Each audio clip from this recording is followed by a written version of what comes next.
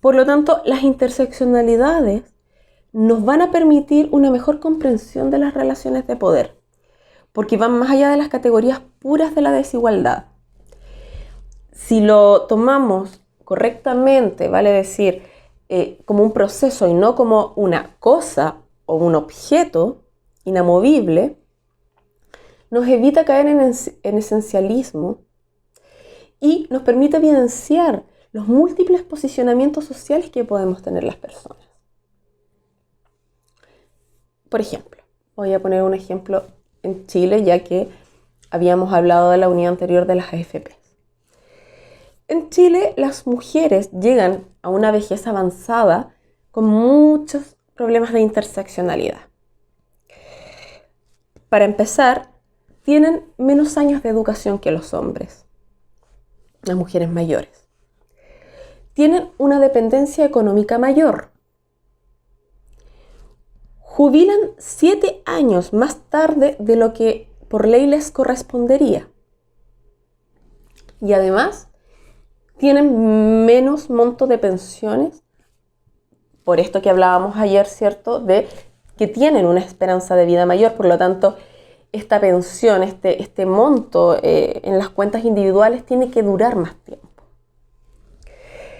Por lo tanto, finalmente tenemos muchas mujeres, un gran abanico de mujeres mayores con malas condiciones de vida y de existencia, producto de las múltiples interseccionalidades que se van configurando en su vida. Las interseccionalidades se manifiestan en las relaciones de poder. Por eso es que es tan relevante considerarla al momento, ¿cierto?, de hablar de relaciones de poder en la vejez. Como el término poder es un término complejo en ciencias sociales, ¿no?, y en las humanidades, y es un término del cual muchos y muchas han hablado, y que podríamos, como decía al comienzo, tener un curso completo solo sobre el concepto de poder. Vamos a tomar para estos fines, digamos, la concepción que tiene Michel Foucault del poder, ¿no? Y de forma general. Tampoco vamos a adentrarnos, digamos, en la teoría del poder de Foucault, que también podríamos tener un curso solo de él. Vamos a considerar, o a concebir, mejor dicho, las relaciones de poder como relaciones móviles y susceptibles de modificarse. Y que, por lo tanto, solo puede darse entre sujetos libres, plantea él, ¿no? Las relaciones de poder serían o estarían presentes en nuestras prácticas cotidianas, en nuestras relaciones. El poder no tiene una connotación mala per se, como para otros autores, ¿no? Por ejemplo, para Sartre, Jean-Paul Sartre, el poder efectivamente tiene una connotación negativa. Para Foucault no necesariamente tiene una connotación negativa, porque es constituyente de las relaciones y las prácticas sociales. ¿Por qué? Porque el poder se ejerce. El poder no es algo que se tenga, no es como yo tengo esta taza, ¿no? Yo tengo poder. Para él el poder se ejercería justamente en las relaciones cotidianas. Y para que las relaciones de poder sean tal y no sean relaciones de dominación, que efectivamente las relaciones de dominación son justamente lo contrario, son inamovibles, sin posibilidad, digamos, de cambio, de modificación, etc. Pero en las relaciones de poder, para que no sean relaciones de dominación, es relevante, es fundamental tener sujetos libres. ¿Por qué? Porque solo con sujetos libres hay posibilidad de cambio. Solo los sujetos libres podemos resistirnos a las prácticas del ejercicio del poder. Y cuando me refiero a resistencias, me refiero a resistencias violentas, me refiero a fugas, me refiero a engaños, me refiero a estrategias. Cualquier tipo de estrategia que intente revertir la relación de poder. Por lo tanto, cuando hay relaciones de poder, hay relaciones de resistencia. Y esto es muy, muy importante porque se ve también que las mujeres mayores tienen actos de resistencia, como vamos a ver también, digamos, más adelante en los módulos venideros, cuando ya nos adentremos en el tema de la genealogía. Vamos a poner ejemplos, etc. Bueno, por lo tanto, el poder es una relación. El poder se ejerce en las relaciones y no es una cosa que se tenga, ¿no? Por lo tanto, el poder se ejerce en nuestras relaciones cotidianas. Pero ¿qué ocurre cuando existe violencia? ¿Y qué ocurre en las violencias que se ejercen en la vejez? Pero particularmente con las mujeres. Pero bueno, en las relaciones de poder también se pueden dar relaciones de violencia, que son particularmente críticas cuando hablamos de mujeres mayores. Como vemos en el esquema, principalmente tenemos una violencia que es sutil e implícita, de la cual ya habíamos algo esbozado en la unidad 1, que muchas veces son actos de violencia que no se ven, incluso pueden ser con buenas intenciones. Por ejemplo, el lenguaje infantilizante, la codescendencia, ¿no? Etcétera. Son formas sutiles que sí son una forma de maltrato. Si a esto sumamos la violencia de género, que es aún más invisibilizada en la vejez, porque suele operar este asunto de la homogeneización, entonces sería que todas las personas mayores tendrían las mismas necesidades. Por lo tanto, la violencia de género, que también se da en la vejez, queda aún más solapada, da como resultado la violencia en la vejez femenina.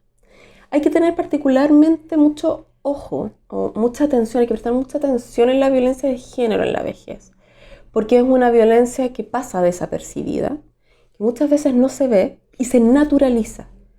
O sea, que a una mujer, por ejemplo, le pegue su pareja o violencia intrafamiliar, etcétera, violencia machista, es condenado. Y ya es difícil, ya hay toda una serie de problemáticas asociadas a esto. Pero cuando es una persona mayor, cuando es una mujer mayor, esto, además de ser complejo per se, es invisible, suele ser aún más invisible. Porque además está toda esta idea de, las personas mayores son así, que se les acentúan los rasgos, entonces hay que entenderlas, comprenderlas. En fin, ¿no? Hay una serie de discursos que, por más buenas intenciones que sean, pueden llevar, digamos, a la reproducción de la violencia de género en la vejez. Por lo tanto, hay que tener mucha atención en este sentido. ¿Qué formas podemos tener de violencia en la vejez femenina? Por solo dar unos ejemplos. Ya sabemos que las mujeres las mujeres mayores sufren de un mayor control económico, ¿no? Mayor control económico, digo, que los hombres mayores. Otra forma de violencia de las mujeres mayores es el ocultamiento de ciertas situaciones vitales, ¿no? Voy a poner un ejemplo. Que una mujer esté enferma y la familia se niegue a comentárselo para no agravar la situación, o para pensando en que esto podría afectarle mucho y por lo tanto se oculta el diagnóstico médico. Otra forma de violencia que se da en el sector sanitario muchas veces es la medicalización de los problemas de las mujeres mayores con psicotrópicos. Se ha visto que a las mujeres se les da mayor cantidad de psicotrópicos, por ejemplo, tranquilizantes, antidepresivos, etc., y se les hacen menos pruebas orgánicas para desestimar que no hay un problema orgánico, valga la redundancia, ¿no? Un problema fisiológico.